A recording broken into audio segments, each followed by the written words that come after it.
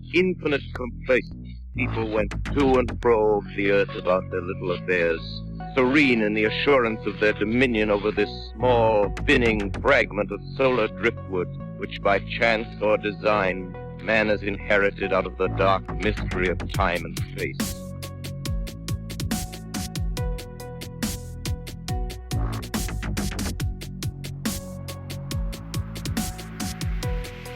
On this episode of Into the Fray, I am very, very happy to welcome someone that I have known for going on over 10 years now. And that is way back in my Sasquatch Chronicles days with Wes and Will. And, you know, we've never met in person. And I think that we've talked before, but it's at least been, many, many years. His name is Dave. He goes by Digger Dog online. So some of you may already go, oh my gosh, I know who this is. I call him Diggs as well. So that's my own little nickname for him. But Dave, welcome on. It's such a pleasure to have you here. Well, thank you, Shannon. I appreciate you allowing me to come on at this point in time. Well, you have a lot to share, and as much as you want to share as far as the area goes, you know how this rolls. Before, though, we get into anything about your experiences, how did you even become interested in the subject of Bigfoot? Well, you know, there's a saying for a lot of people that I've had experiences with them, because I'm not really a researcher. I just tend to run into them. That's because I've learned what to look for. But in that case, let me think how I want to phrase this. I started off as a kid having a few odd experiences when I grew up in my house, which is entirely different. But because of that, I was always in the outdoors, because I'm old now. I'm 74 at this point in time. Having grown up, being in the outdoors, I was always tried to be aware of what's around me. Getting started, I was always interested in, like any other kid in my age, dinosaurs, snakes, you name it. I had all of the stuff, and I'd dig around in the woods all the time.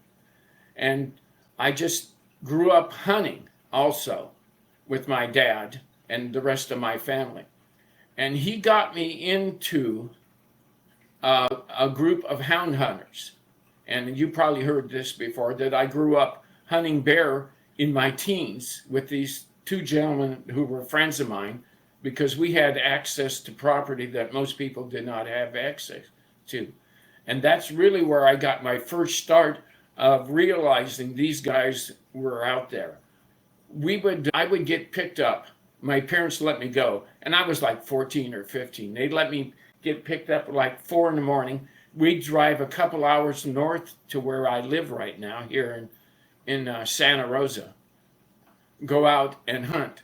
And at times we'd be driving in and it'd still be dark, because the hunting season is in the fall. So, you know, there's not a lot of light as much as in the summer for bear. And this one time we were going up there, we went around this corner, and something happened so fast for all three of us that were sitting in this truck. We're watching the lights out front, because it's still pretty much pitch dark, and we were just getting to the area we were going to hunt. And something was standing up in the middle of the road, went down on all fours, and left probably in 2 seconds. I remember seeing the red hair on its front legs, i.e. arms now, but it's the type of sighting you see.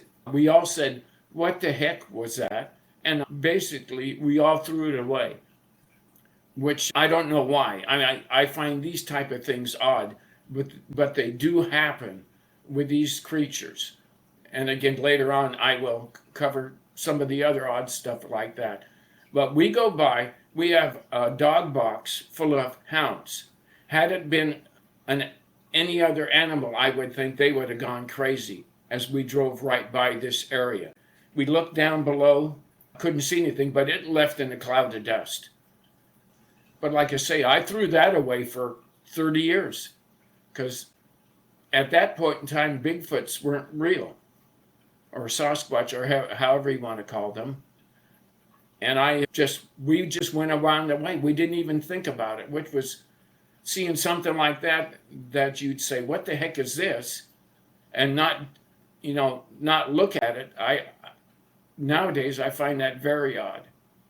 My second run-in, by the way, was not that much later, probably about 1960, because this happened about 1964, 65.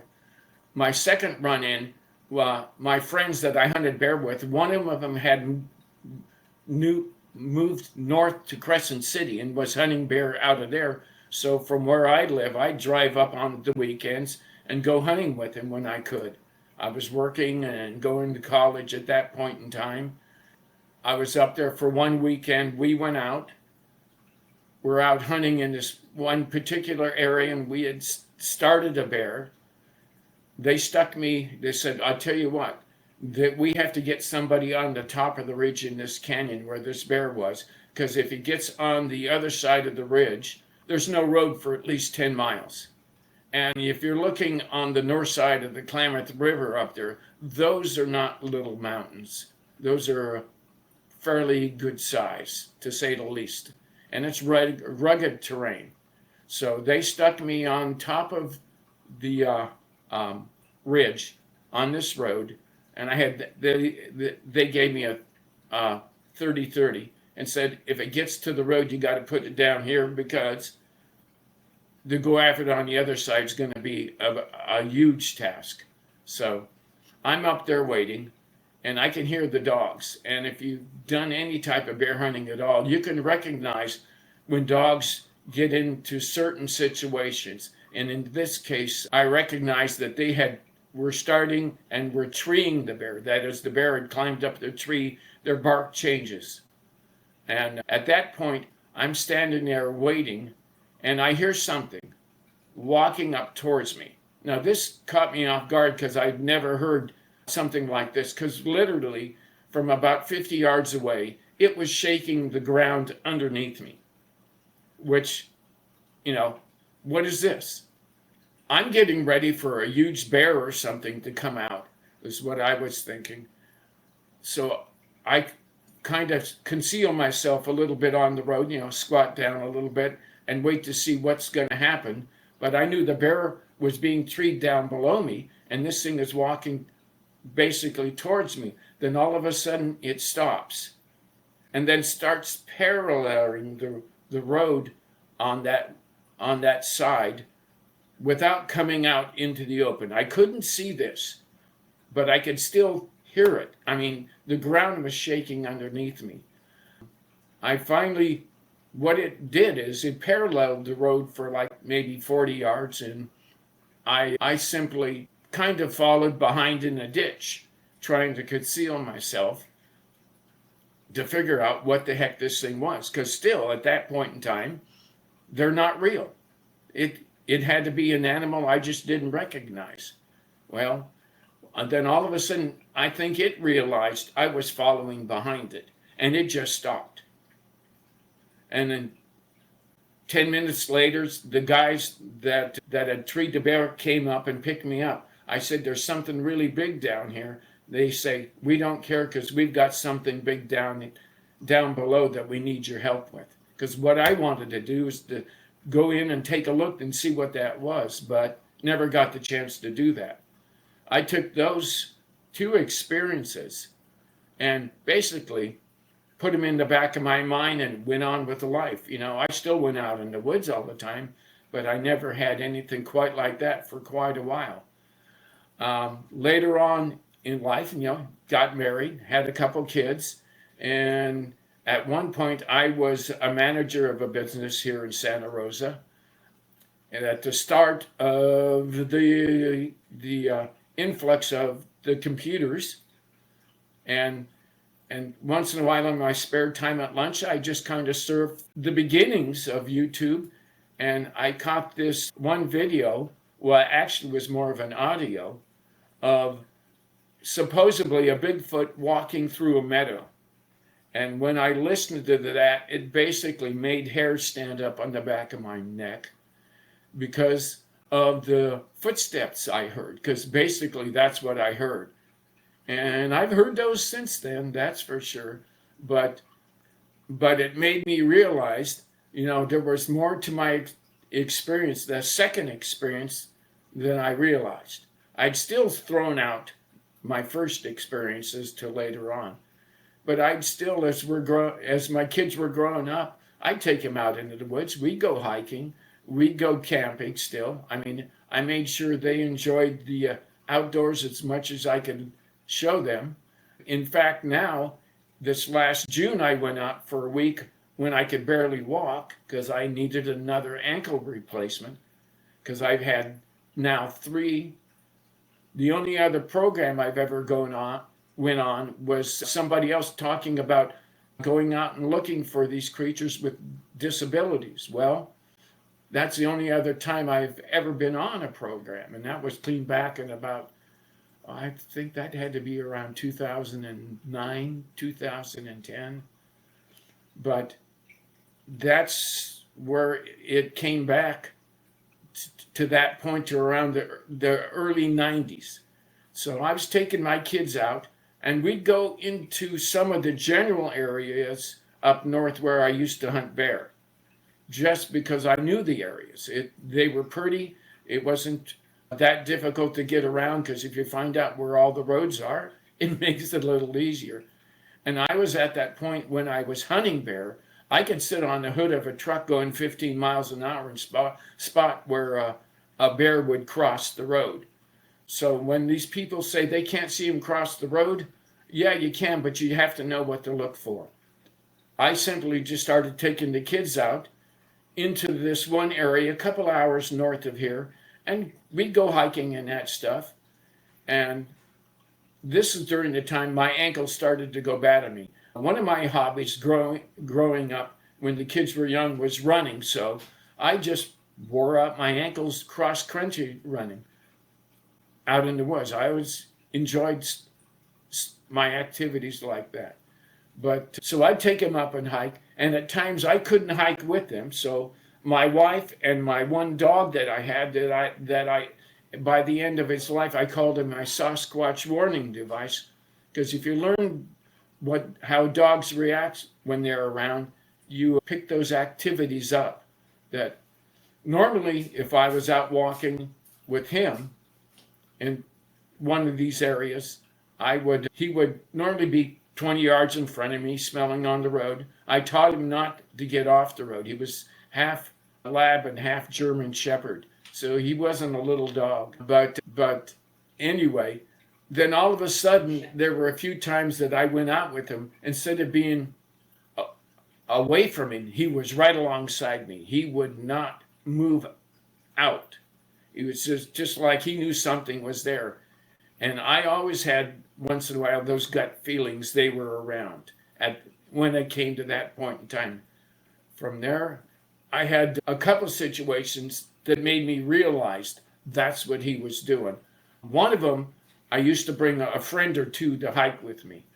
And one of them, that we were coming back from a hike in this one area, by the way, which I've been now locked out of for around 4 to 5 years, simply because I sent you because of a photo I put out to a few of the researchers, that all of a sudden the state decided they wanted to do road improvements in there that, as far as I know, have never taken place, because I can't get back in there to see if it has or not.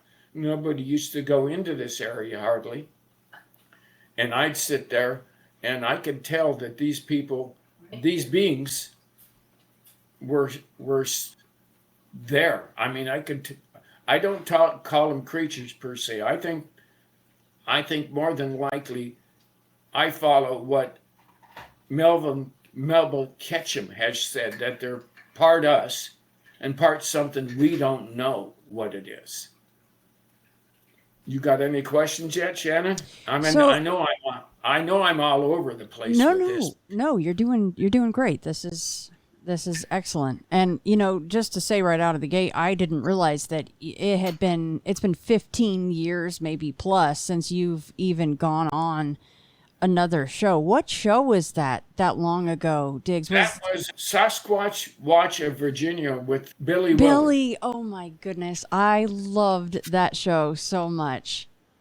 Yeah, I went on there when the only one he did about people with disabilities, he wanted me to come on, even though at the time I did it, I really didn't have the experiences I picked up in the teens. That's where, from about 2011 or so on up, is when I started having these experiences, which was kind of weird because I can go back. In fact, I listened to one of your podcasts, I think it was either last week or the week before, that one of the young gentlemen that you were interviewing mentioned about having something in a dream as a little kid. I don't know if you remember that or not. Okay, in that case, he said, when you have one experience, you're more than apt to have more. And I've heard that from other experiencers. And you mentioned about, in one of your earlier podcasts, one of the young men there stated that as a kid he had an experience or in a dream. Well, I had something very similar growing up in a dream. Growing up, I had 3 older brothers and a little sister. Well, when I got to about 5, they stuck me in the hallway to sleep in a second-story room with 2 bedrooms on each end, and I was there by myself. And I had one situation where actually I was awake, that I felt something was coming to get me that I didn't want to see. So I hid my head under the covers, and I felt something sit on the edge of my bed, and that's the last thing I remember. And then later on, as time went on, I grew up, my older brothers moved out, and I got a chance to have a bedroom by myself at one end. And in that case, I have a dream at that point in time to where I wake up and supposedly wake up. It's a dream, I'd say, and I'm kind of hanging there. That is, my arms are out to the side, and something's looking at me. And it's not one of us, and it's saying he's not the one. And that's the only thing I remember, which is strange because now, 65 plus years later, I still remember that dream. That's a little odd in my book because I can't remember dreams longer than 30 seconds, 99.99% of the time. But so I think that's why I pick up what I pick up. Because when I realized in the 90s that these things were out there, I started to look for information. I'm a data person that way. I grew up and had got a BA in business and went into accounting and then went into management. So I had to do my homework on everything that I did. And this was one of the things, even though I wasn't a researcher, I wanted to find more about these things. I have 2 basic sayings in regards to that. The more I learn, the less I seem to know. That is for sure. I can agree with that. And more people need to be okay with saying that, don't you think? Oh, absolutely. The science, the people that say they're trying to follow the science, they forget one thing they should add on in every statement that they try to make. And that is, as far as we know. Because they make these statements like they're absolute, and 20 years later, they're 100% wrong. And I've seen that in science throughout my lifetime, that they should be adding that on, at least in the back of their mind, if not outright saying it. Now, the other saying I have, and you've probably seen this on a lot of podcasts, because I mention this, just because it looks like a Bigfoot doesn't make it a Bigfoot. And that is very, very real. As far as I'm concerned, there's too many reports out there, and I've looked at some of these people that have had these experiences in the face and say that they might be flesh and blood at times, but I don't think at times that they are. It's either that or they have abilities that we cannot understand at this point in time. In the past, I've read a lot quite a few books by researchers that I feel have some validity to them. One of them you interviewed, and that was Dave Pilates at your very beginnings. What he's dipped into now has some possibility of whatever's in the woods taking some of these people. I don't doubt that one. The other one is Ron Moorhead with his recent last two books. I don't know if you've reviewed or seen any of those books about quantum mechanics involving these creatures, which is something I think is a distinct possibility to where they can do things we do not understand. And it might be light, vibration, energy. I don't know if that's the case, but it sure might answer a lot of questions of these things basically disappearing on people or just fading out or not being able to see them in the first place. You know, Diggs, when I spoke to Bobo, something that he said, and it can easily, of course, be a blanket statement for a lot of the subjects that we all love to talk about and we cover on the shows, is that we need to get out of the word paranormal because it has such a taboo stuck to it. And he used the word pre-normal. And I just love that. I thought that was an extremely astute thing to say. It's just things that we just don't quite understand yet. Yeah, well, again, that's it. I hate paranormal also. I've always said that the unexplained, for me, the term I use, that pre-normal is probably a good way to do it. Or I just say it's normal, we just don't understand it. And this hasn't aired yet, but it's come up before. It's not like this has never been said, but on a recent recording that will be out shortly, again, something that you just brought up was the fact that there was this jarring, what should be this life-altering, essentially, sighting, this confirmation experience, and you just put it out of your mind. And how strange that is that you can do that. Yeah, and that's happened to me more than once. Yes. Because like I say, I have one area a couple hours away from me. I have another one where I go spend a week, and you've seen some of those pictures that I pull out there. I've had some, that's where I've actually seen them. I've seen the one a couple hours away from me, and I realized that probably in 2020 that's what I saw, because there's no other explanation for it. That it had to be one of them, or something else that's humanoid in stature that ran off the road for me. But the other area that I've seen 3 of them, and they basically have been in where I camp. I've tried to mention before to people, they go out in the tents and they can hear them walk up to them. If they really want to see them, that's not the way to see them. As far as I'm concerned, my experience shows me that not a regular trailer, but a tent trailer. You get out in a tent trailer, you pull your coverings down so you just have the bug netting there, and you just sleep lightly. You just play the dumb camper, because that's what I do when I go out, because I never go out at nighttime. I did hunting bear, but I always go out in the day. You can find them there. You can find what they do during the day. You can see their structures. And I guarantee you, Mother Nature doesn't do all of them by any means. In fact, some of the pictures I sent you, and if you can, by the way, did you get those?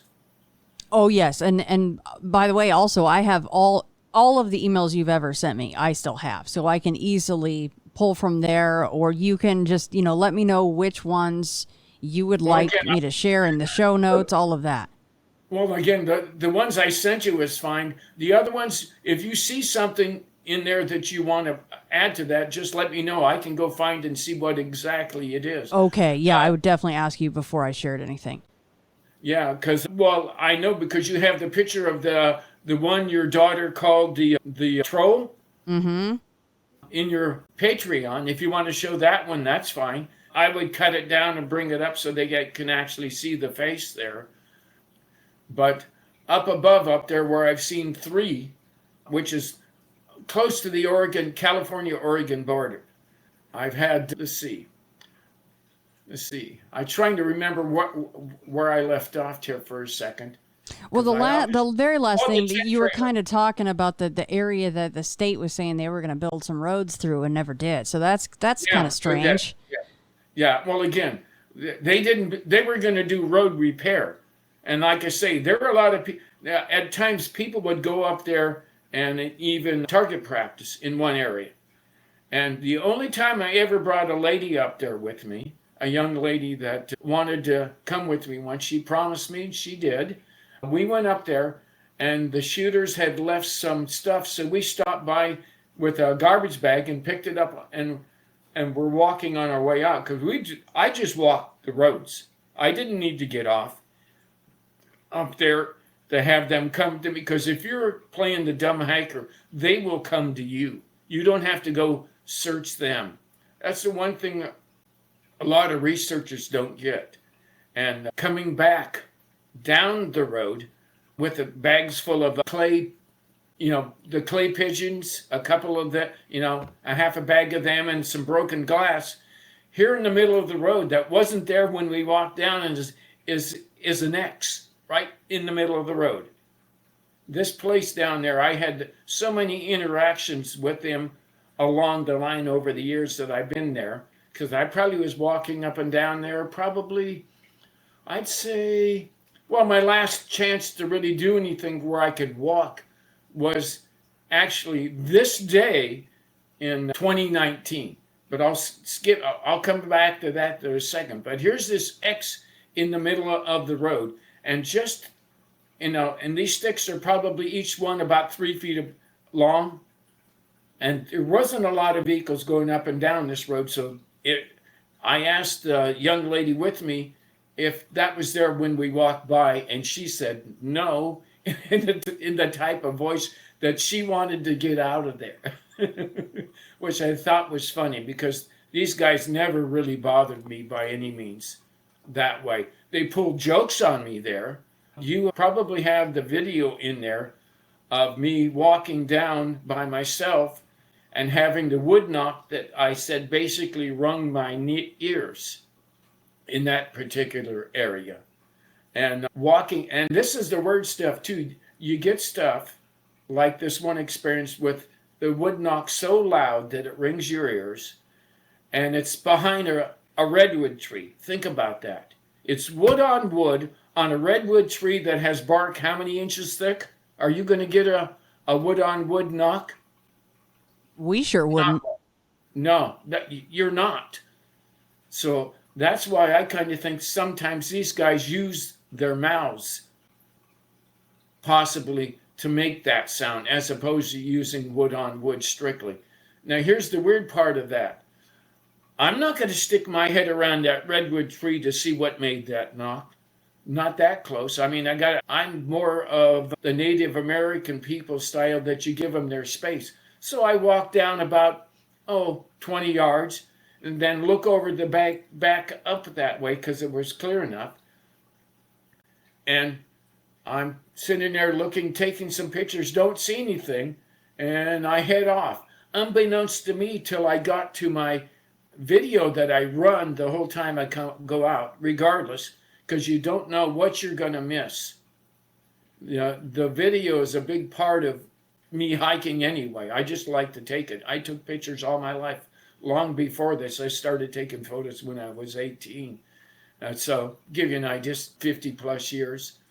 But there was a second wood knock down in the bottom of a creek, maybe 40 yards away. So whatever made that knock was able to walk down into the creek. This is wintertime, so you're talking leaves all over the place and never made a sound, and did a wood knock I never heard. But the mic on the camera picked it up. And I think you have that video.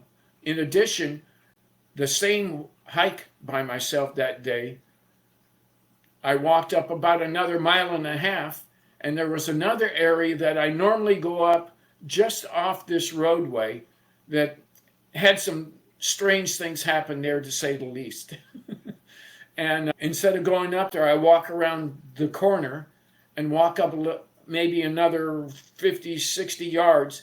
And then from the top of the ridge where this little draw is that I used to go up, I hear this sound that sounded like a 22 long rifle. Turn around, there's nobody around me. Within 5, 6 miles, I'm positive of that. There's no other vehicles up there that day. I turn around, and you can hear it on the camera. It comes out. It sounds like somebody shot a long rifle, 22 long rifle. I turn around, nothing. So those are the type of experiences down there I ran. You also may have the video in that particular little draw of, I don't know what it is. It's either was ultrasound or infrasound that I picked up on the mic of. At that time, I had a GoPro Hero 3. They did not have a good mic. And so I went out and got an external mic for that that picked up the high-end sound. And I'm standing in this little draw.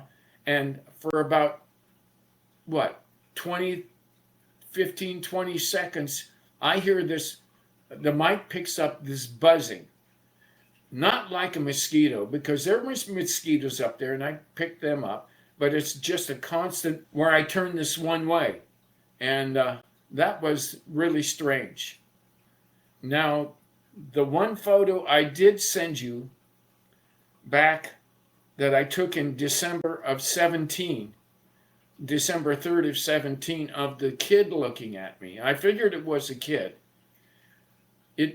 It was the one that really started me off, because what I do when I take my photos is I scan them. I have a rather large screen. I've always had a large computer screen, and I bring them up and scan the photo foot by foot to see if there's anything there.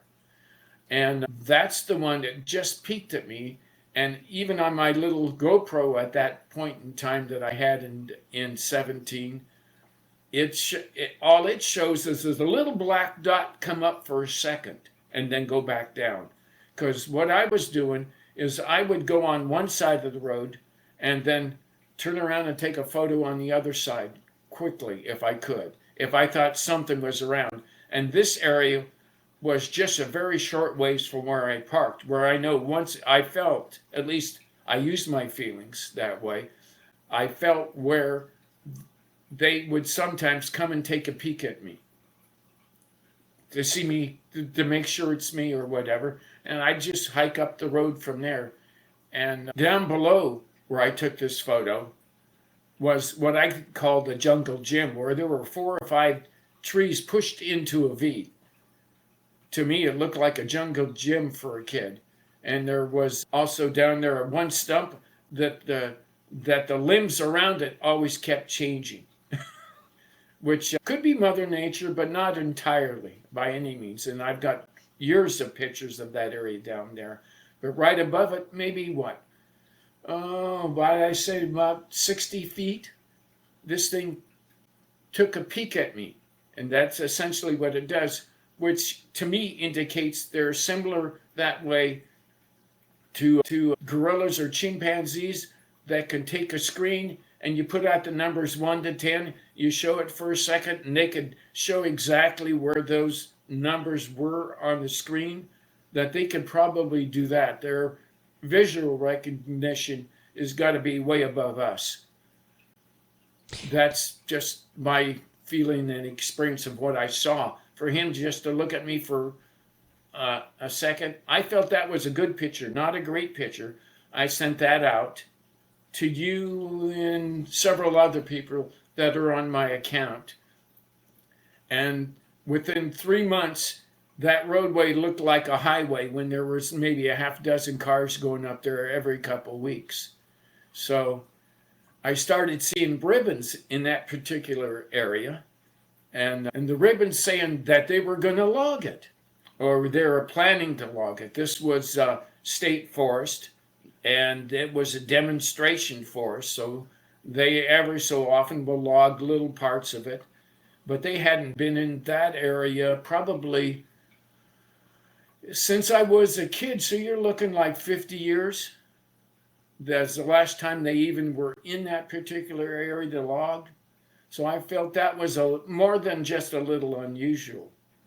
I would hike up this one roadway, but then later on I found there was a parallel roadway about halfway up this ridge where this edge of this mountain was. And I'd often, once in a while, instead of hiking up that roadway, I would take a skid road and go up to the second roadway, which basically both of them were never used. They were shut down, and hike that. And then they started, after putting in the notice for by the way, none of this has been logged yet. So we're going back like maybe 6 years, 7 years, and they haven't touched it yet. So shows you they probably realized something. But anyway, I go up to that second one, and I ran into probably the best show of, even though it wasn't that big, of their strength that these beings have. There was I think it was like an alder or something on that order, deciduous little tree there, that they had put red ribbons on to say this is going to be a truck route on this roadway. It's going to be a truck route, so they're going to haul their logs out of there.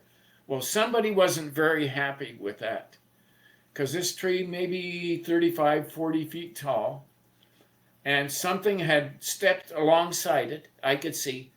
Now, and again, if you wanted to see this video, I could probably put it on a drive and send it to you later on.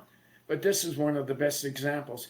It had reached over and at about the 5-foot level had grabbed a hold of one limb and pulled it straight off. It didn't twist it.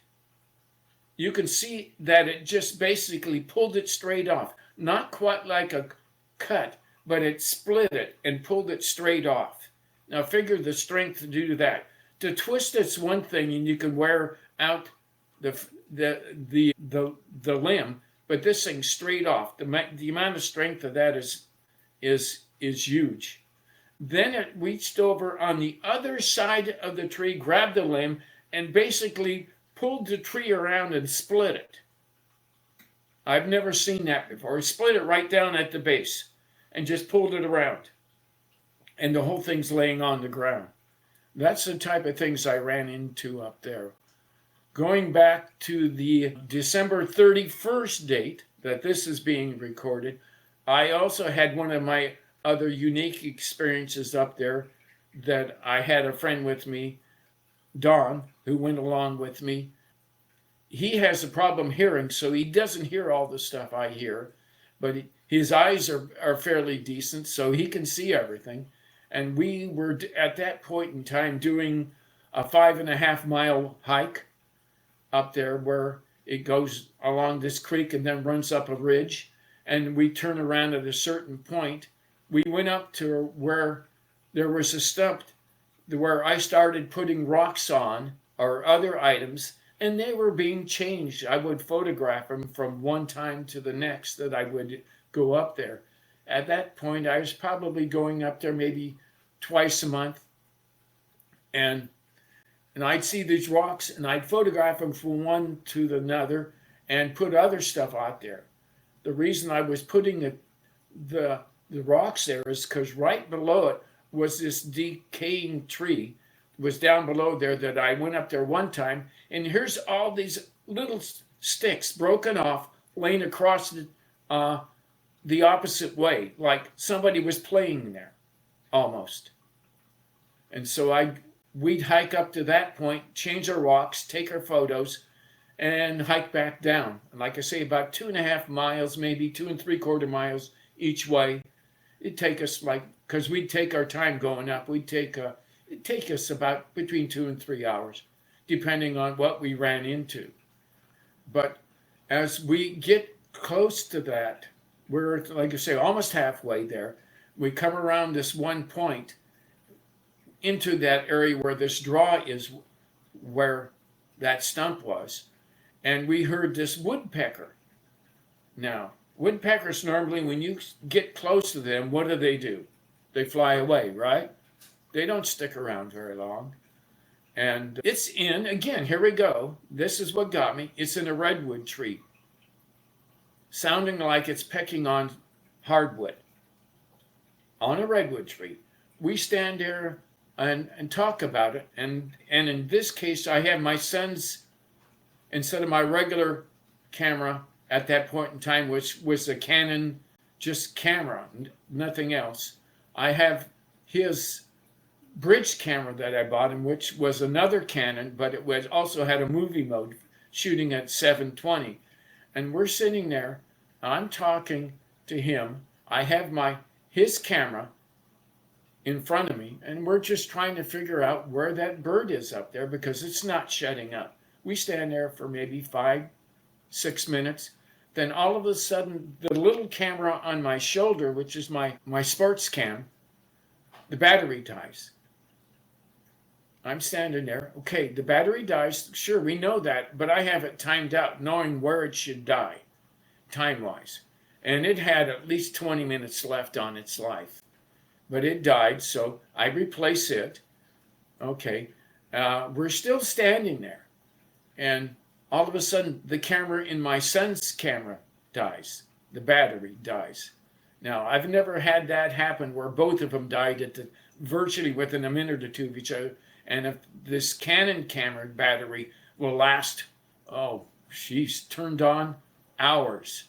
So I couldn't even see how that happens. Of course, I'm the Boy Scout, so I always have backup batteries. And that's what I did. I replaced it. So we're looking, we can't see anything. We walk up the next 30 yards or so to the stump, look at the rocks, don't see anything, start to walk back down. Then all of a sudden, we hear this sound like somebody's chopping with an axe on wood right below us, maybe 20 yards. It's covered, it's wintertime, so, well, actually, it's more like, wintertime, the 31st, but it's very thick, dense brush. You can't see anything, but it sounds like somebody chopping with an axe on a tree. In other words, a rock on wood, so to speak. The funny thing is, both him and I heard it very clearly, but yet when I pushed the button on my son's camera to record, and it's recording, we can't hear. It does not pick it up. It picks up the woodpecker on both of the cameras.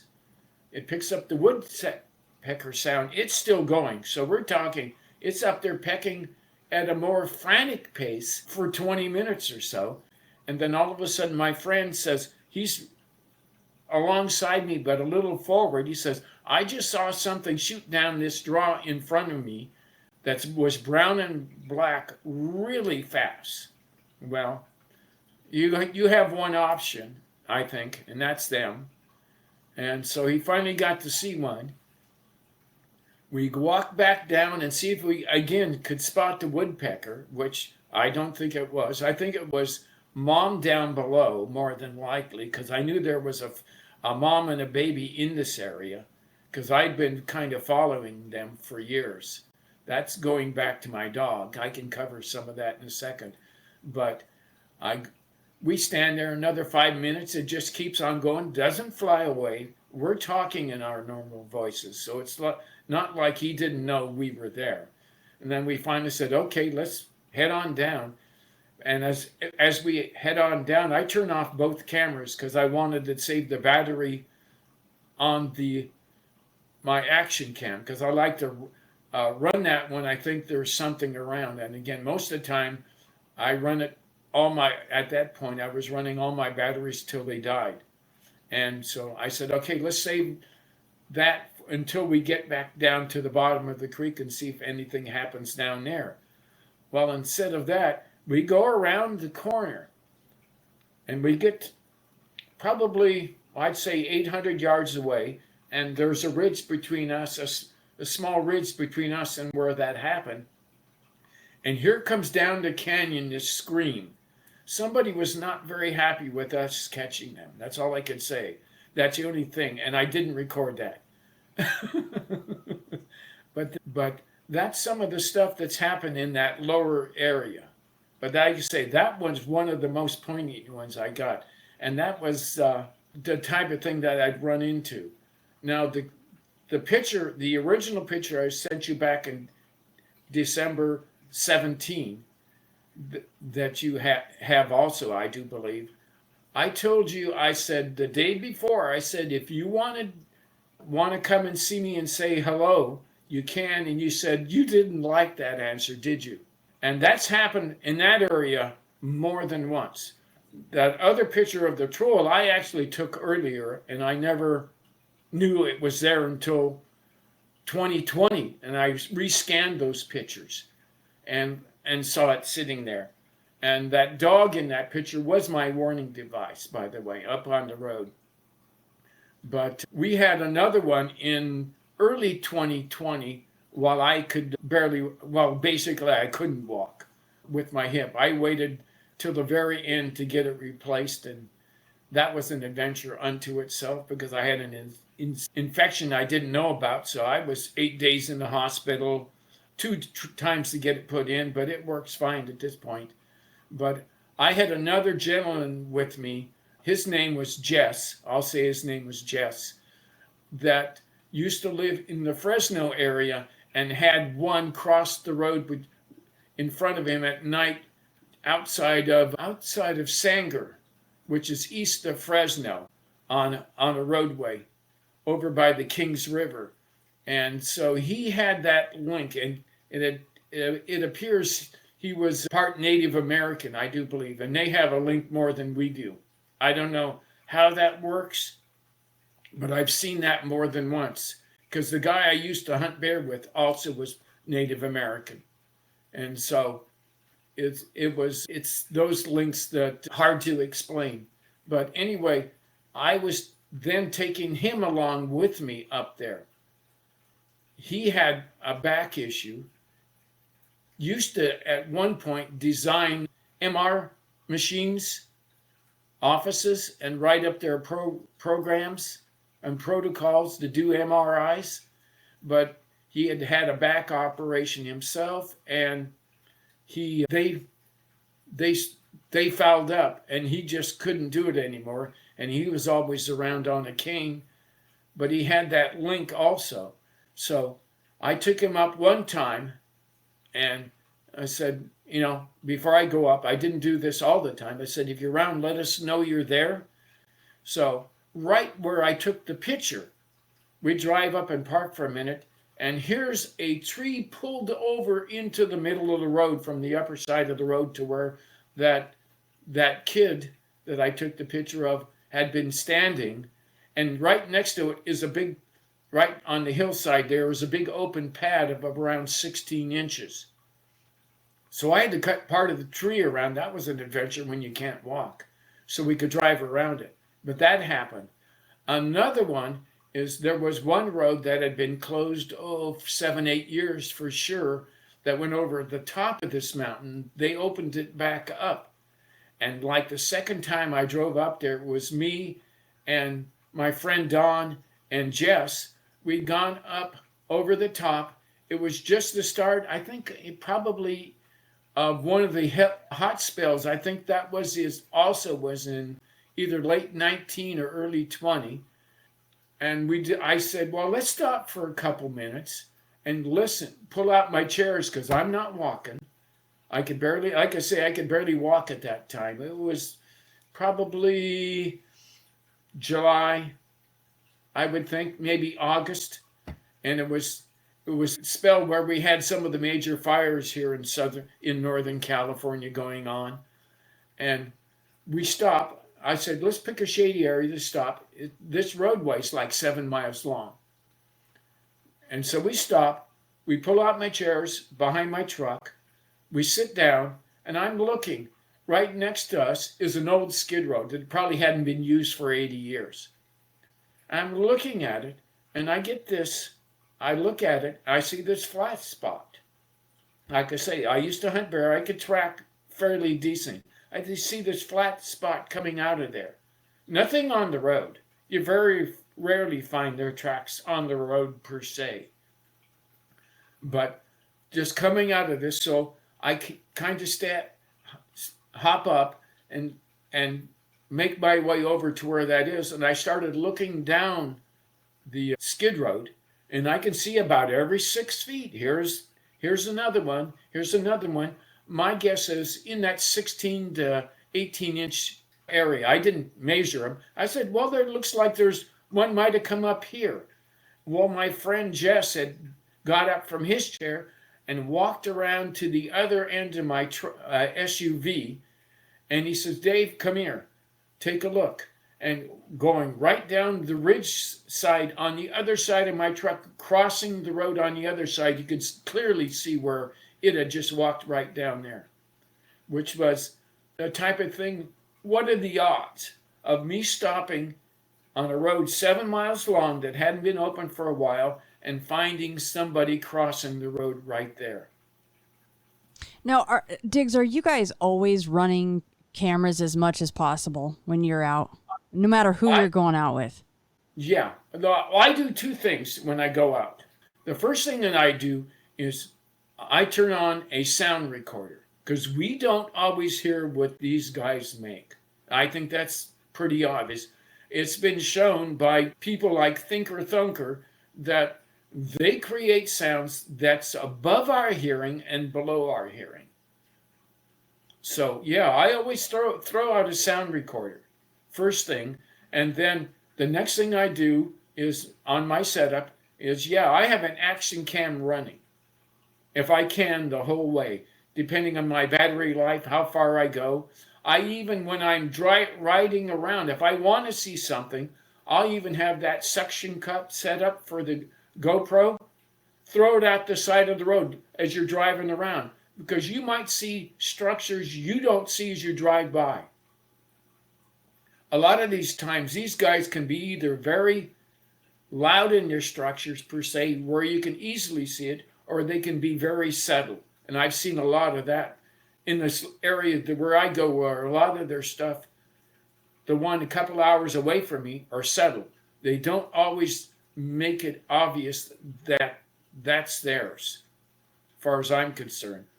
Where up north, if I go up where this is off the Smith River, the other area, I've seen some pretty good sized structures, and they do make themselves known there, because I don't think what they do is for us, it's for others of their own kind or other creatures that are out there. I have a question for you, Shannon. Are you still working with Small Town? Oh, yes, definitely. Okay, yeah, because I saw that last one on werewolves. I thought that made me a little uncomfortable. Yeah, me too. Those things they're nasty. They just are. Yeah, I don't know don't ask me what they are. Yeah, in fact, yeah, in 17, that's in the week, I think it was probably the first week of June is when I went up in 17, up in the area off the Smith River.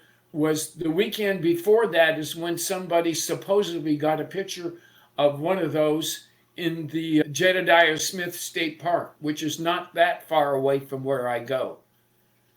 And that year, like I say, with the tent trailers, that I suggest if you really want to see them, if they're coming into your campground at night, it gives you a lot better. You just learn to sleep light in the tent trailers.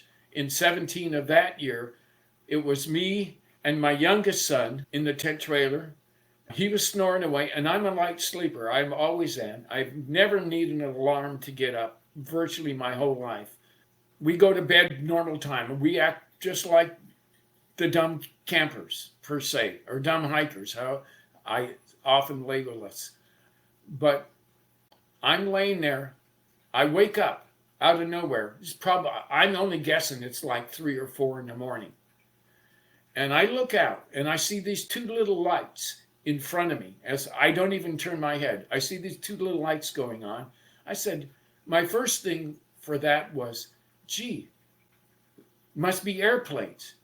I'm not thinking of exactly where they are. I'm looking more up into one patch of light that would be up there, because it's a dark night. There's no moon, there's no stars out or anything.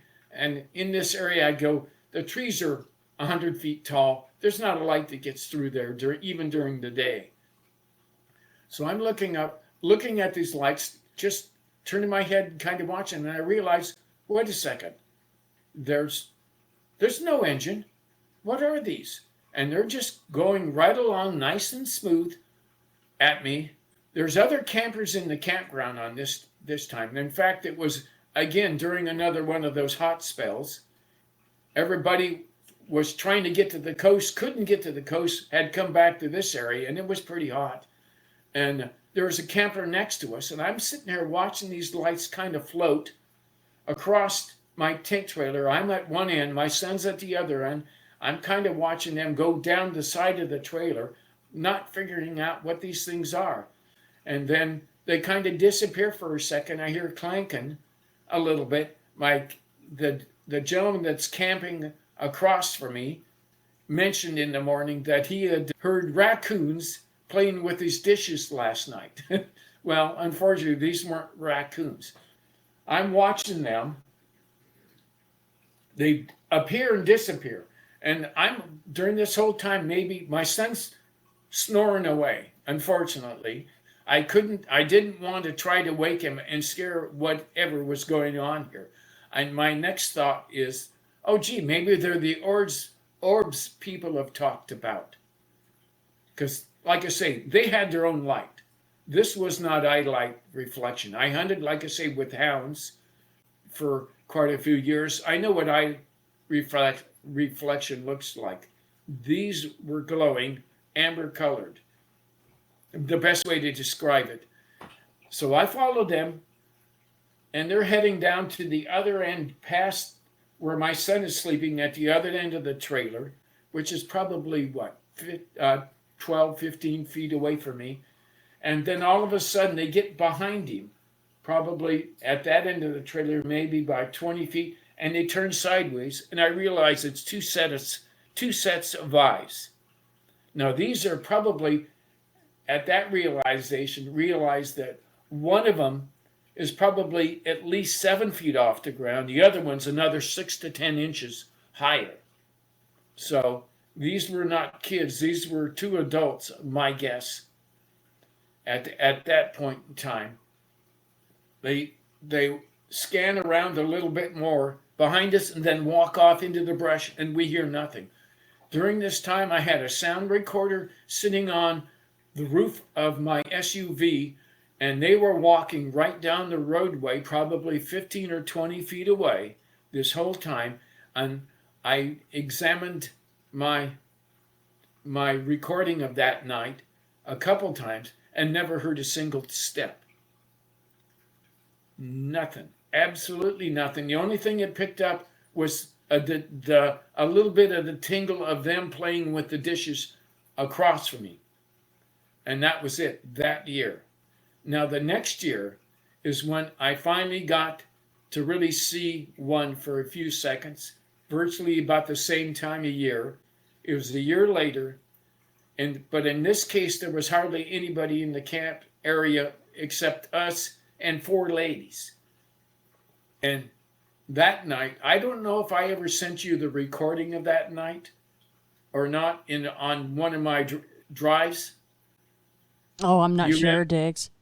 Yeah, because that recording, we went to bed roughly 9:30. Like I say, we don't stay up like to 1 or 2 like most researchers like to do and sing songs and stuff like that. You don't need to. You just go to bed. If they're around, if they're interested, they'll come in, at least my experience. Because most of this I relate off of my experiences. And we went to bed that night, and I told my son, remind him after last year, you make sure that you try to sleep light, because he's not a light sleeper. In fact, most of the time he's up way later than he needs to ever be. But that's his choice, not mine. We go to bed, and about an hour and a half in after going to bed, all of a sudden, here comes this thump, thump, thump, thump, thump. And I look up, and I see the top half of somebody walking down the roadway. Now, I can walk down that roadway, or my 5'10", 240-pound son can walk down the roadway. You won't hear hardly anything. This thing is thump, thump, thump like the other one, not quite shaking the ground, but coming pretty close to it. And so there's 4 ladies in the campground and us. I'm looking at this thing, and I said, who's wearing a fur coat in this heat? Because it was still like 75 degrees at probably 11 o'clock at night or whatever it was in that neighborhood. And realizing that his forearms are as big around as my legs, probably 6 feet tall. And my next question was, oh, nobody. And my son sees it. He wakes up and he's at the other end. He's actually got a better view of it than I do as it walks by, because I just see the top half. By the time it gets to me, I didn't see it coming up down the road, but I heard it probably from 50 yards away. And it walks right down the road, and my son goes, Dad, they're not wearing any clothes, but he's all black. And you can almost hear that on the sound recording. You can hear him mumble to me then all of a sudden it just steps off the roadway, and that's it. It's like it's doing its challenge, playing a joke, whatever you want to call it. We've had that happen. The first year I took my kids up there after I got my first GoPro, I brought both my sons with me. And at that time, one night, we had one run by our tent trailer. And it was big enough as it ran by and mumbling. I did not have a sound recorder at this time in 2013, I think that was. It was running by and mumbling. So we heard about 10 steps. I look up, the top of my tent trailer is shaking. The fabric in it, and then it's gone. And that was it. And my youngest son finally said, oh, what was that? I said, welcome to the party. I told him. So, because he's learned to pick up a lot of stuff, even though he doesn't go out with me very often, but he has learned to pick up certain items that they may or may not be doing. Such as if they're using a trail regularly, you're going to find that trail is going to be cleared of sticks, maybe 7, 8, 9 feet up, maybe a little higher if they're, depending on how big they are. But those are some of the things that happened to me, and by means not all of them, in some of these areas. The pictures that I did send you happened to me in the closer area, and that's one of them is not Bigfoot. And that's the scary part. I know when I first sent you those photos, you could not see that in there. Hopefully you can. Don't ask me how I got that, other than the fact I took that with a newer camera. Actually, it was my Hero 9. It can take photos also, not just video. By the way, my video is generally at 2.7K. So I get a pretty decent quality to look at when I'm looking at my videos. I just scan them like I do my photos. I take the time to do that, which is crazy because it takes up a lot of time.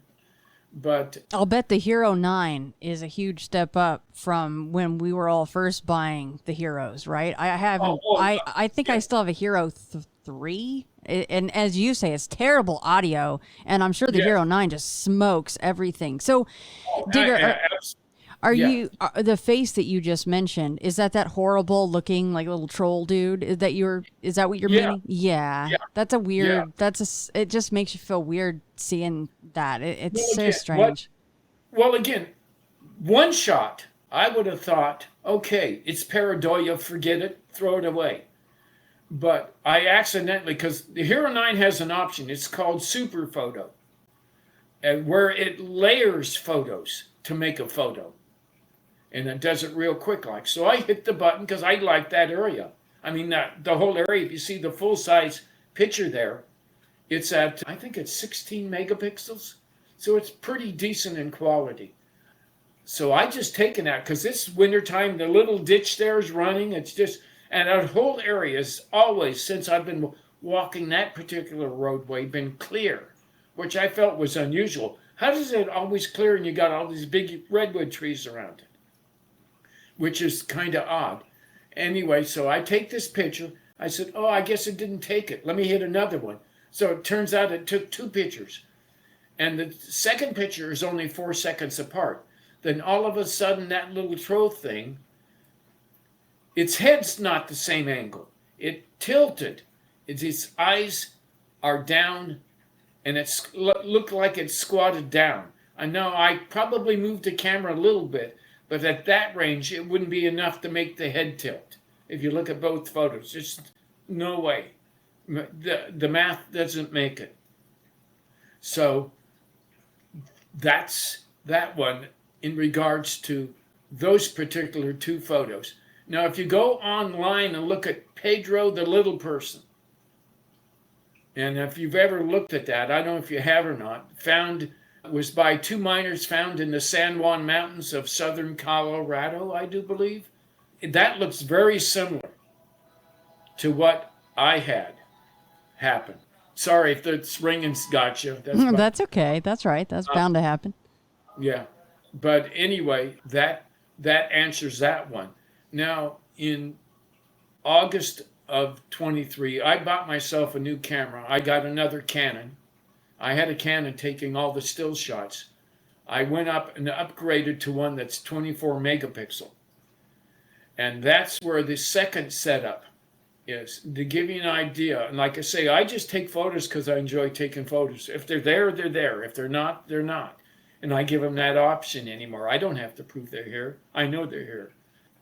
But in that case, the first the original landscape photo, if you take a look at it, I'm 70 yards away from it. And I could scan into that middle of that little grouping of redwood trees, and here's half a body peeking at me. This is not an adult. This is a baby. And me and another friend walked right by it and never saw it. Never heard it, never saw it leave, if it did leave. But there it's sitting right there, if you saw that picture also. Now, Digger, I have a question, because you brought up, this experience with Bigfoot walking through, and that you guys were in a tent trailer, and I just want to be clear about what that is. Now, that's one of those nice, super cool, like flat deals that you pull behind an SUV or a truck, that then you pop it up, and then it's got the 2 ends that essentially does actually look a little bit like a tent, but it's large enough that a few people could sleep in if needs be, right? Is that what you guys were sleeping in? Okay. Yeah. Here's the advantage why. You're off the ground. You can open up so you can see outside, and it makes a big difference of what you hear. You can hear better. In fact, the night before the kid walked into our campground, and I have this on recording also, is that here, because we had a set of campers that were rather large, loud, with 2 dogs, maybe 40 yards on the loop. Where we camp, it's a big oval. It's a state campground, and the kids, I'm pretty sure, use this campground as a challenge. I've been told that by others, so that's fine. I think the adults come through there also, because the eyes I saw weren't from kids, but they had 2 large dogs, and in the middle, I'd say around 9:30 or 10, those 2 dogs start barking. Then all of a sudden, across the creek, there's a creek next to this campground, maybe from where we camp, maybe 150, 200 yards away. You hear the proverbial 60-pound owl. Well, this was more like a 600-pound owl going, ooh, ooh, ooh, ooh, ooh. Oh. Then all of a sudden, on the left-hand side of this oval comes another, and then on the right-hand side another, and then it's done for the night. And then the next night is when the kid walked through the campground. Now, Digger, do you actually feel like they were even trying to sound actually like an owl, or it was painfully obvious, besides the huge lungs, but were they even trying to sound like owls? Oh, yeah. I think they can come fairly close to somebody that's not paying attention. Yeah. Okay. But if you realize, okay, those lungs are not from an owl, you know. And once in a while, and I've heard this more than once, they'll change the call. Owls generally do not change their calls. It'll be the same ooh, ooh, ooh, ooh, all the time. All of a sudden, you get one that is off the wall and goes somewhere else. Now, that same campground, I have to say, I can go back and see another experience I had even before I brought cameras or anything else up there. Because, like I say, I was used to hunt bear up there, and I would bring my kids when they were little. Like I say, my oldest is 45, which is probably older than you are, Shannon. Just barely. Yeah, yeah. But it took them up there, dropped them off in the creek, and we'd drive around and everything else. At that point, when they were that young, there were a lot of bear in that area. Now you won't find a bear track in that area at all. You have to go up on the mountains to find any bear tracks. But let's see, where was I going with that, Dave? Come on, wake up. You're fine. Hey, Yeah, Dave, one more question really quickly about the tent trailer incident. Yeah.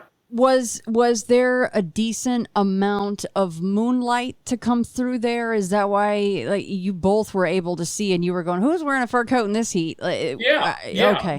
Because the year before there was no moonlight and all I saw were glowing eyes. Like I say, yeah, that year there was a decent amount of moonlight and that's what I saw. I mean, I didn't see the face. All I saw was the arms pumping like somebody doing a power walk would be the best way to put it.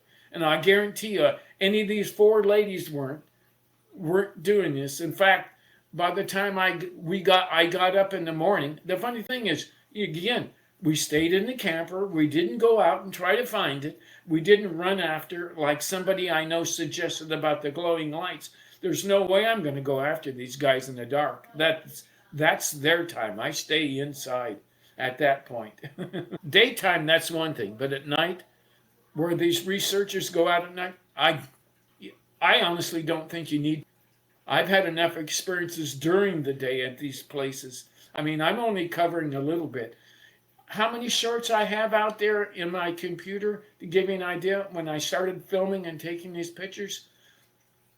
I think I have I've got about 9 terabytes of storage, of which probably I'd say 4 of it is either videos or pictures taken out on my outings. And how many shorts from that? I probably have made 25, 30 shorts, and you've only got a little handful. That's why I say at least that. Could I make more? I could probably do a couple hundred, easy. Talking about, like I say, I'm going to switch subjects a little bit here, but talking about being locked out of one area, the other area has got some dubious stuff going on up there up north. And even Will confirmed that he's had people tell him about something similar. And that is the one video I sent you, the very first one, on it was about a long 45-minute video, if you remember right, of me and my son walking around looking at all these signs and tracks all over the place. Mm-hmm. That I said was a kid's hangout.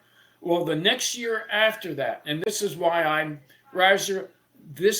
I generally don't put my stuff out, is the next year going up there, that place had been compromised. And I'll say compromised by somebody going up there with a chainsaw and cutting down all of their markings, or most of them, and then within 20 feet from where the year before I'd found those 16-inch tracks to begin with, I found 2 shell casings that I picked up and brought home with me. They weren't normal shell casings, that's why I did that. And I looked them up, and what I could find online is they're strictly military. And they were .308 Winchester FCs in stainless steel. Then I had 2 people that I know that are ex-military, and without hesitation, both said they're military sniper rounds. So that shows me something. So I kind of have clamped up on going very far with about locations. I don't want them out. I don't want these things shot at. I don't care. Yeah, they need to prove to me that there's a reason why they're doing that. Because as of now, I haven't had any real issue. But again, I give them their spaces because their line of to cross is not our line of crossing, without a doubt. Well, and at this point, Digger, don't you feel like they kind of know you by now? I mean, you go out there quite a bit. Well, again, I think it's more than just knowing me. I think it's just I'm not afraid of them, but they don't have to be afraid of me. To let you know, I carry every time I go out. I'm not afraid to carry, but I let them know it's not for them. And again, this goes back to me telling them in my head that I'm coming up. If they want to say hi, they can. And the same thing with the gun, that it's not for them, it's for the others out there. Right. Including that used to be like the pot growers in the one area I'd go to. I'd walk right through where some of the people maintaining the groves were. They never bothered me because they know that's not good for business. You just leave them alone.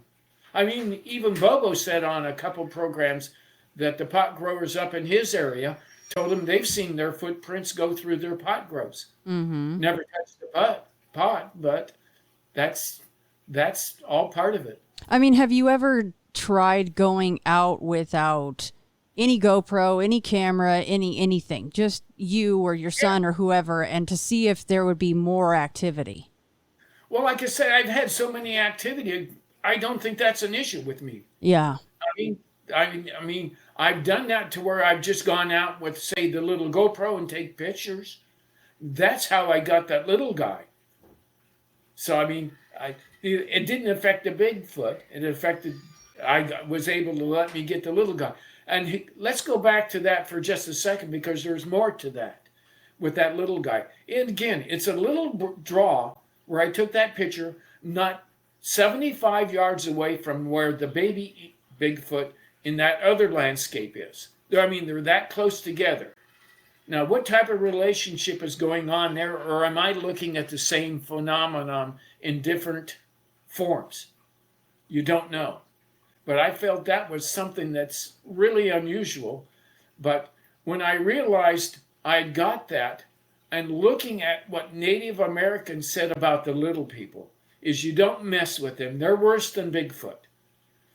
So he said, if you go into their area, give them a gift. So, okay, why not? Let's try that. So I go up, the next time I go up, when I realized I'd gotten that photo, I brought out a couple little dog bones with me. And on that little stump there, I put them. Went away, came back, they're gone. Now, whether they got them, squirrels got them, I don't know. But they weren't there when we came back up. Then the next time going back out after that, which was like a couple weeks later, I go out, and in the middle of the roadway, right at that corner where I took the photos, here's the dead vole. Laying on the ground, freshly dead. I mean, it's crazy. What are the odds of finding an animal like that on a hike? I've never found one before. And it's right at that point, same point. It's the little things that happen that make you aware, to me, as far as I'm concerned. You just got to look at it. Would you, now you're not going to know for sure, but maybe a feeling that you got. Did you get the feeling that was a gift somehow, or that it was a warning?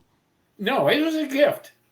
It was a gift. Same thing happened on down below in that lockdown area. Before I even took the picture, roughly, I think it was in 2016, me and a friend, when I had the old Hero 3 and I wasn't working it right, went out on a hike. We started off, and it was wintertime. I think November probably, October, November in there. And right on the edge of the berm, here comes out a mushroom, the same style that you buy in the stores. I don't eat mushrooms, but I pointed over at it, and it's right below where I took the picture of the kid up the hill. And I pointed out to my friend Don and said, Don, look at that. That's an edible mushroom, but I'm not going to eat it. Right there, I pointed at it, left, and we took off walking. half mile down the road, here's that mushroom in the middle of the roadway. And all I could find on it was a fingernail. I got pictures of it. I thought my GoPro was working. Turns out it wasn't. So, yeah, I thought I turned it on, but it wasn't on. But I got photos of that mushroom in the roadway and showing the fingernail, because that's what it looked like a fingernail had picked it up. I looked on both sides of the road. Like I say, I know tracks. And nothing. Absolutely nothing. On the road, off the road. And it looked like it was not thrown there, because it would have been smashed on one side or another. But it was the same mushroom, half mile away. I mean, have you ever been frightened when you've been out? Maybe, yeah. I actually had one, as people talk, as Polity talks, those dead zones. I had that once happen on one of my walks. And I said in my head as I hit that, because I was looking around. One of the times I was by myself, but like I say, I always carry. I just said, it was me and my dog. I said, I'm just walking up the hill. And that's it. And like I say, 75, 80 yards, stopped. Had another time coming back down off of that same hill with my son and I, not my dog at that point, with just my son and I, and both of our ears started ringing. And I said, stop that. And 20 yards, it stopped. How's that for you? Yeah, those type of things just have tracked me pretty much. A lot of people don't like to believe it. It says, oh, you're there. You're just, not telling the truth or something. I hate to tell you, I don't need to lie to have these things happen to me. And there's even, like I say, there's even more than that in both areas. You saw the photos of my last outing. Yes. And you saw that one track? Yes, I did. That I did send you a picture of? Yeah. Now, that is the biggest track I have found so far. Now, I'm saying it's 24, even though the measuring tape says 26 inches on that one, if you look at it. And then there's another photo that it was too big to send you, of my son standing next to that, his foot, and his 230 pounds wasn't even making it in the ground. The weird thing about that's on a corner on this mild ridge going up, and where this is, we drive up a little bit further and come around and come back down 15 minutes later. We drive up, it's not there. I stop at that corner, we turn around and come back down, the track is there. So how did I get the feeling to stop on that corner to take a look down the ridge, and I come back up and the track's on the other side of the roadway, just one track. And again, this last June, I could barely walk at that point in time. I'm walking fine now, by the way. I had that replacement in August. And that track's sitting there, just one track. How often do people tell you they find just one track? A lot more than people realize. Because these things, I think, have the ability to leap at a distance we find unbelievable. I mean, I have another track that I took back in 14 on my lower area, where it's roughly a 14-inch track, and it must have leaped up a bank probably 16 feet high, and there's nothing going up it. I couldn't see anything above it. And so these guys will do that. But this last outing out, we hadn't been up there since the lockdown, so like roughly 4 years. We found 2 other lines of tracks, though, which is a rarity. I mean, I found a couple where you find 2 or 3 tracks, but we found some that were going maybe 60 yards. Another one was going down a ridge, but in my condition, I wasn't even going to try to follow it. It looked like it was walking, didn't care if anybody saw its tracks. And that was around 16 inches. The weird thing about that one, Hero 9, one section didn't work because mine break up in about 10 to 15 minute segments on that. the segment going into that area, it starts off and then it deads and it comes back out as we're leaving. It's not there. Figure that one out. I have no explanation for that. And I've got all the other videos, but that one just wasn't created. So these things, as far as I'm concerned, have abilities we don't understand. That's for sure. And that's where Ron Moorhead comes in. I think he's probably heading down the right path with his quantum mechanics for some reason. That these guys have vibrations and abilities. A lot of the traditionalists don't like that, but what other explanation can you have? You can't discount all these reports of something like that happen, that's for sure. Diggs, have you ever tried the tactic of taking photos or running video behind you while you are faced forward to see if anything pops out behind a tree or crosses the road behind you silently, Yes. which we know that they can do? Yes, I have. I do it both times. If I go out, it depends on my sunlight, is where I position my camera. If you see my photo on like YouTube, you look, I have a shoulder cam that sticks up. Well, that's just PVC pipe. I can move it any way I want. So I generally do not put it straight forward. I'll put it off to the side or I'll put it behind me because that's where they're going to be. They're not going to stand in front of me and wave a flag. That's for sure. They're going to be off to the side if they're going to be looking at me. I have yet to pick up anything that I've seen on video. All my sightings or pictures are actually taken through photographs. And generally it's because I take wide angles and I can catch them that way. Don't ask me why. My new camera at 24 megapixels, like I mentioned earlier, you can pick up a lot of detail. And I find that's probably during the day the best way to do it. The people, like I say, that go out night using night vision, they're still at a disadvantage. These guys got the advantage. So I think that's where I am with that. But like I say, if you leave, the main thing is you got to look at what they leave behind from where they go and then kind of figure out how often do they come there? Do they come there just once or is that part of a pattern that they do? And I find there are a lot of patterns that these guys have when it comes to that. It may be food sources. When a lot of people say that they'll move around for the food source, I think that's an absolute, because at their size, they have to eat quite a bit. Well, and speaking of patterns, what is your opinion on like, let's just take your area for right now, just as a cross-section study.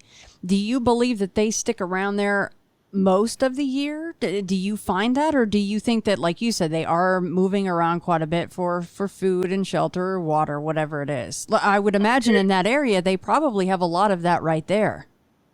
Again, the area that I've been locked out of, I felt, was mom raising the kids. Dad was off wherever he wanted. In fact, distinct possibility goes back to Bigfoot hotspots. When you were just starting on one of their episodes there, they talked about an area that was roughly across the canyon 5 miles away from where I was going. On that one, if you want me to give you the episode number, I can. Oh, it's up to you. You can. Yeah, I wouldn't recall that one. 67. Wow, that's going back. Yeah, I mean, going way back, because I was asking both Will and Wes where that was, because I have a feeling I knew where that was, and sure you enough, did. yeah, I did, yes. And Dad, and I've seen Dad's pad in that area in the past. I haven't seen it for a while because, again, being locked out of there, I can't get in deep enough to see if he's coming around there. But I think that's a mom raising area, and she might go out because you can get within a town, maybe the nearest town's probably 7-8 miles away, the edge of a town. You get open areas where you have deer, turkey, and stuff like that. Because in these forests, when I first started going there, there were more deer. Now I rarely see deer prints in that area. Small cat, raccoon once in a while, not too often, and the bear virtually, if they're around, the bears stay away. I mean, if you start seeing bear sign, that means they're not there, in my opinion, a lot of it. Up north, a different story. There's a big enough area up there for both of them to be around at times. But around campgrounds, no bear sign at all. It's like these kids, like the kids like to use them as their challenge areas up further north. And I've got good-sized bear up there that I've taken on video to where, I think the last one I got on video up on the north one, up towards the border, we were hiking on an area that small-town monsters went across on, Shannon. It's on the edge of my area that I look up there, because I look at maybe 80 miles of road in that area. I just don't go one little area, and they just hit one road. And that bear probably was in the 450-pound range, and it was gone in about 3 seconds. And I've seen the biggest bear track I've ever seen in that area, too. They were probably a mile. They would have to go down the mile at that end of the road that they crossed into to be in that area. And it was on a pass that we always stop by, because you learn where animals do cross. And these guys will follow those.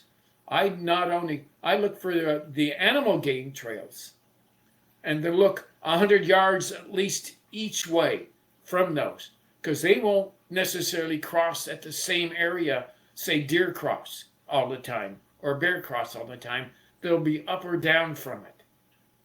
That's how I found my first crossing of those guys back in 2013 up north.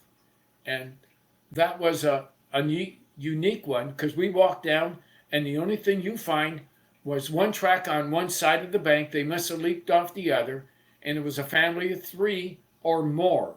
There's a reason I say more, because I was just starting. I said, oh, cool, some tracks. That's kind of neat. I look over the bank, and it looks like there's some infant tracks up there, smaller pads, maybe 5-6 inches. The funny thing is, the next year, guess what? State comes out, that's going to be a fire break. So they go back 40 yards each way off that roadway right there, and right down into one of the areas where they're semi-active up there. That's happened. That also has where I showed, the only other thing I've showed with anybody was a video then the next year of my dog in that same area, walking on in front of us, waiting for me and my youngest son to get there, looking at us. And as soon as we get there, he's running back to hide underneath the truck. They were there. I knew they were there. I just couldn't see where they were. And if it was that family, Dad's got at least, in fact, he could have been the 26-inch track I found. It was probably 9 or 10 miles away from there, because I assumed a 10-mile walk for them in those woods is nothing. That's like you walking down to your closest store to get a loaf of bread type stuff for them. And it was right there, basically. I mean, it's one of those things, you just keep running into that stuff. I mean, this area, is it mostly state forest right around there, Diggs? State, or a lot of private land, okay. A lot of logging land, and it's pretty well forested. I mean, the lower one, the closest town, like I say, 7-8 miles away, it's not that big. The other one up above that I go to, up on the Smith River, the closest big town's Crescent City, and that's 35 more to 40 miles away. And both areas, it's not hard to find where they are. I would think if I wanted to go look at other areas, if they're around it, they're not that hard to find, at least in my opinion, if you know what to look for. But the advantage of, if you go out, if you got a GoPro, you stick it on your window, shoot it off to the side as you're driving around. If you don't see anything, then when you review it, you might see, oh, there's a couple leaners I missed. because you're at a different angle. But that works. It's just a matter of learning what to look for. I look at some guys on YouTube at times, and if I can mention the names, I would, that some people think they're a little different, but they know how to find odd structures. And you can look at that saying, well, is that Mother Nature or is that something else? And a lot of it is something else. Even at this last campground, if you looked at my photos of interest I sent you, because you saw how many photos I take 500 photos. That's one advantage with digital cameras. You can take a gob of photos, you never can tell what you can find in there. When I get to our campsite, which I try to use the same one at that area every single time, because it's further away from the creek, and I have a tendency to hear things that most people that are rest of the campgrounds don't hear. And if you look at the very first couple pictures in that grouping, you're going to notice there's a little stick leaning against a tree there that's been jammed into the ground. Now, a kid could have done that, camping there earlier, but what are the odds they're going to leave it there? Kind of odd to have that happen only in that one spot. We walk around the campground and look at everything and see if there's anything else going on. But when we get there, here's a little stick leaning there. A leaner, a miniature style, because kids do it in addition to parents. I find that also, that they'll do structures. If we go back down to the one area that's closer to me, in that little draw where I said I heard the humming on the GoPro. By the way, if you're interested and you're still using that GoPro, I can send you something that you may want, which is an external speaker. If you think you're going to upgrade, then don't worry about it, but I can, because I can't use it on any of my other stuff, and it really improves the sound recording on it. In that area, I found that's another reason I said that Mom was raising a kid in that area, is because I went up there and we had a series of small breaks and a tree pushed over up there. When we were up there looking around saying this is nice, we come back the next time, there's like a 30-foot tree that's been pushed over. Mom wasn't very happy, I figure, at that point. But right next to it, all of a sudden, there's this little structure that's made with about 7 different limbs from different trees, not the same tree. 7 different trees right next to it. And you can see these thick leaf pads where there had been a lot of walking around, like Mom and Dad were watching the kid type stuff. And we come back a month later, down below is a small tree snapped off. And then another month later, one right next to it is snapped off. And that's in that draw right there. And it's all on video, but I'm not going to put it out to the public per se. If anybody wants to see it, they have to get a hold of me and come over and take a look. I would keep you busy for way too long on that, Shannon. Probably, like I say, I've got terabytes of video. And then in that same area on the lower side, I did something I caught where somebody, I'm pretty sure one of them, had pulled over the top of this one deciduous tree and put the top of it where all the leaves were right next to a redwood tree to use like a blind. And I pointed that out to my friend Don one time. The next time coming up, there are 3 trees, and this is in the middle of summer. 3 trees pushed over to block seeing where that is, down in that draw. And these are not little trees. I think they're in the 70-foot range. That's not a coincidence, especially when you walk a 2.5-mile or plus hike, and that's the only place trees are pushed that have fallen over. That's not a coincidence. In fact, I've come to the point of there are no coincidences. When I first realized that these guys are out there in the woods, my next question was, what else are they lying to us about? And to that end, I'll say everything. Well, I definitely agree with that. But we can speculate all day on that kind of stuff, but we'll never know for sure. But I think that they do. I think that a lot of people know exactly what's out there. And that's why when you were talking about that logging area and ribbons being placed after seeing some strange things that might be attributed to Bigfoot, all of a sudden, oh, we're gonna improve the roads. Oh, we're gonna log. We're gonna do this and that. You're like, Well, yeah, again, okay. right now, my intentions is if they get too close to the public, they're either going to try to chase them away or, or eliminate them.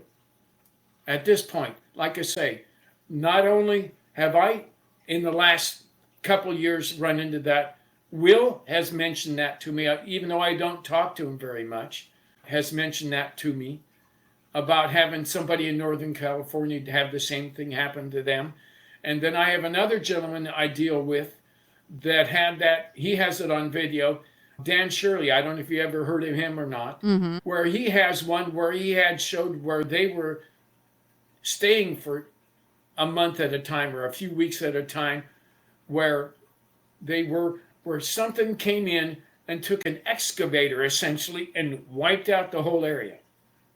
And that's what it looks like to me. They had brought in and just wiped everything out. In addition, I had that happen up on the national forest up out of the Smith River area. We would park where a road splits and walk down into one of these areas where I got that long video at. And the year after that, not in addition to finding those shells, at the top where we park, they took 2/3 of an acre above the road and basically took everything out. Nobody knows how that happened, but it's there. And my estimation was they were watching people park there. It's entertainment for them. They were watching them. So they wiped it off. And again, I have that all on video. I've got that. I got some of these areas year after year after year, and you can look at the changes. I mean, I can make some long videos if necessary. Not great quality because not all my cameras were good, but shooting with it now, yeah, I even showed a few of that. Later on, I might decide to do that. I'm lazy because like I said, I'm not here to prove them. I'm not a researcher. I just know they're there, but I can document, and if I can educate people, those that may be on the edge saying, well, maybe they're here or not. I can't educate the cynics. They're not going to do it. They're a cynic for a reason, to me. And I always said, even at the very beginning, starting to get into this field, because I watched it from afar, that some of these people are paid to do exactly what they do. Stir the pot, so to speak. Diggs, you mentioned 3 sightings. Did you count the 2 sets of eyes as one of the sightings, or is there still one more to cover? No, I said I've seen 4. Oh, 4. That's I'm 2. sorry, yeah. Yeah, 4. The one in the roadway and then the one walking by. Now. Oh, you counted that too. Okay, all right. Yeah, keep going there. Yeah, I'm fine. I think I'd have to sit down and think.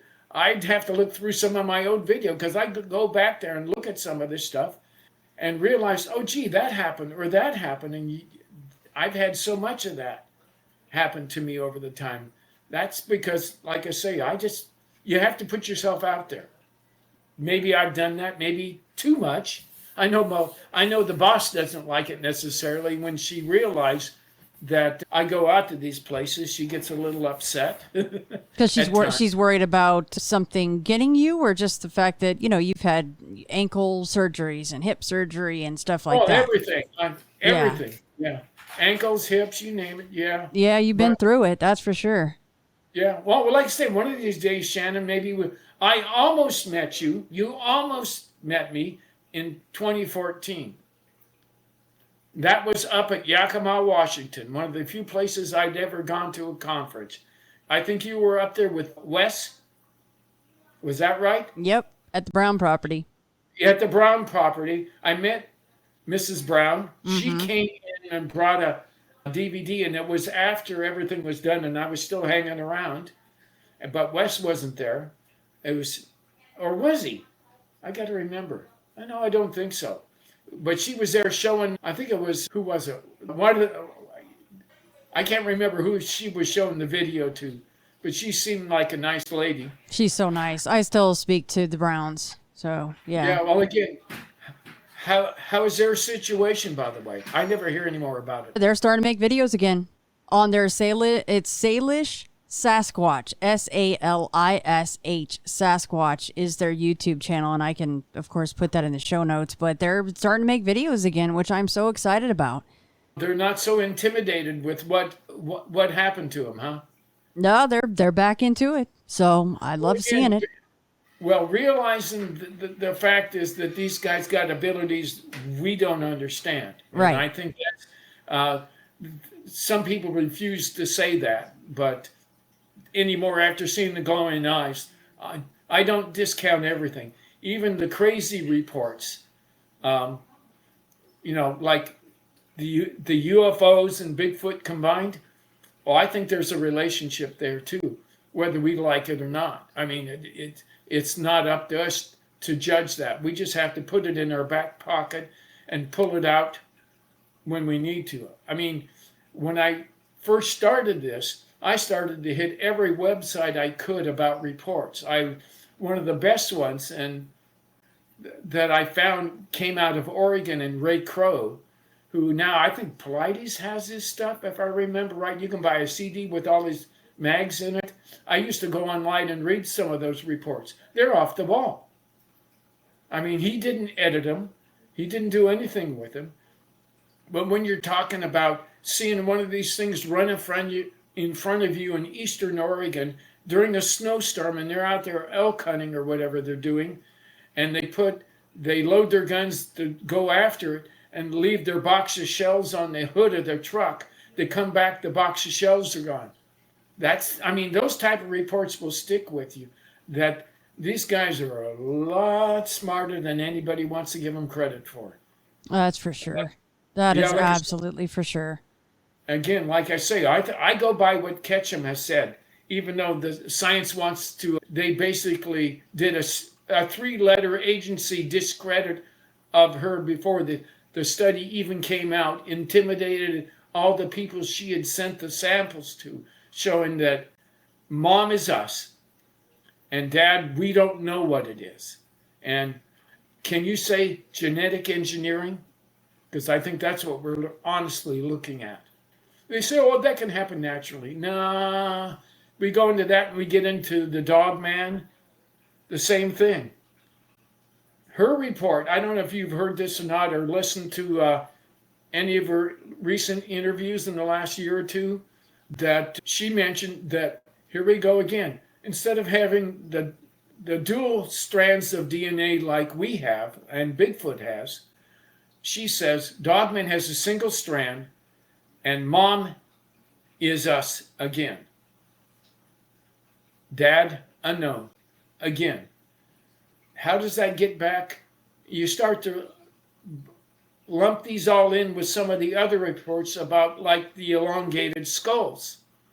You got us, Mom is us, and Dad is unknown. How come you get 3 different animals with unknown dads, but Mom is us?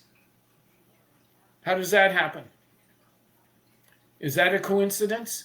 Because to be honest with you, I don't think so. I think a lot of stuff, because like I say, I'm not just on Bigfoot. I have hit a lot of areas for different reasons. And I think we had some advanced civilizations on this planet, because we're 4.5 billion years old, that were probably as advanced or more advanced than we are. They might still be here. But where do you survive if outside of this planet has disasters every 13,000 years or every 26,000 years? You're not going to survive on the outside. Where do you go? You either go above us or go below us. We covered it kind of in the beginning, where people need to say more that we don't know. We need to be more open-minded with every single aspect of all of these types of phenomena and say, you know what? It's okay to have a theory, of course, and opinions, but we just all need to be more okay with saying, I don't know what's going on here, but here's what I think. Yeah. Well, again, that's like me and what's going on under the ice at Antarctica. That's a big nut to crack. That's for sure, as far as I'm concerned. Absolutely. And I picked it up. Yeah, I picked it up maybe 20 years ago. Not only from Admiral Byrd and Operation High Jump, where he got his butt kicked. After that, there was a second, and again, I can't find this blurb. It used to be on YouTube, of an interview with a Russian general who talked about his book coming up, and the fact is that, oh yeah, we know Germany's under the ice there. We drew the maps to guide their way to get into where they were going. Now, because again, why else would 9 nations have a treaty about having Antarctica, about being on top of the ice for quote unquote research? Mm-hmm. And the funny thing is, when you get into research, I know there's one guy that went down there. I can't remember what program I heard this on, but the interview said he went down there and met one of the managers of one of the quote unquote research sites. Looked him up. His name, he works for Lockheed Martin. That's a researcher for Lockheed Martin. That's where he's paid out of. Gives you an idea how much of a researcher. And if you saw one of the recent blurbs that came out about Antarctica, which is by a guy by the name of Heckler. I think he was like a fire chief down there or a fire marshal, and he talked about some type of device that basically created, I guess it was similar to the HARP, but this is much bigger, that's in Antarctica, that caused an earthquake at Christchurch. I don't know if you heard of that one yet or not. Like I say, I'm all over the place because I have the time now that I'm retired. I cover a lot of subjects, so it's not just Bigfoot, but he still is my main one if I can get out there, simply because I've always enjoyed being out in the woods.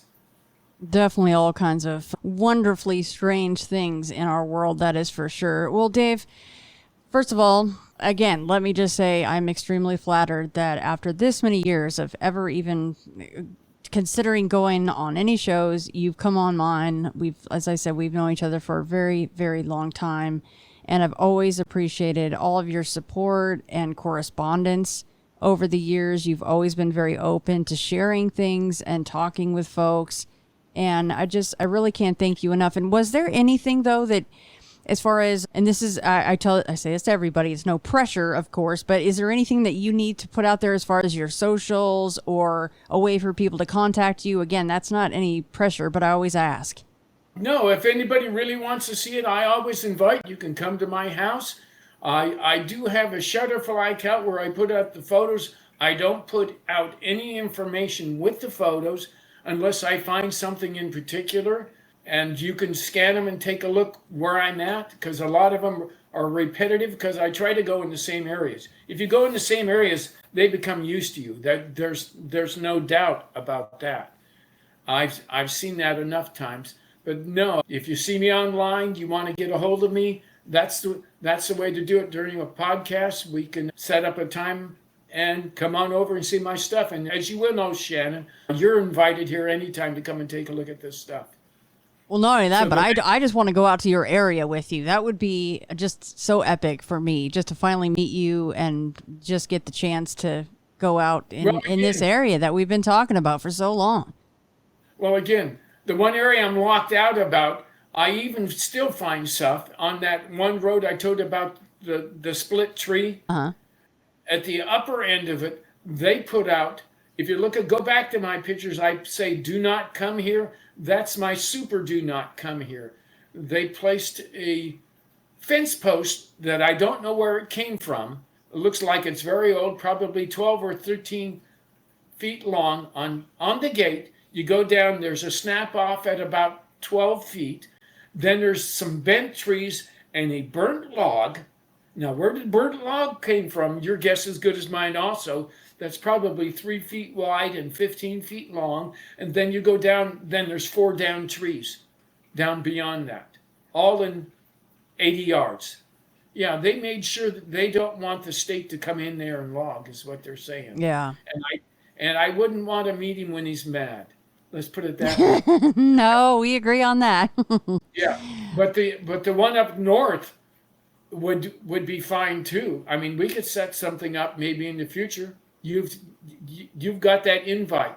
That's generally in June, early June if I can, before the kids get out of school and everything.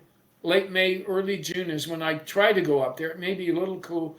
It really depends on the feed in there. If the feed is there, they'll be around. If the feed is not there, they won't be. In fact, this year when I went up there, the camp host, which generally this does not have a camp host, told me he could hear them from the ridges around the place at night, hollering at one another. Well, Dave, Digger Dog, Diggs to me. I call him Diggs. Thank you so much for coming on with me.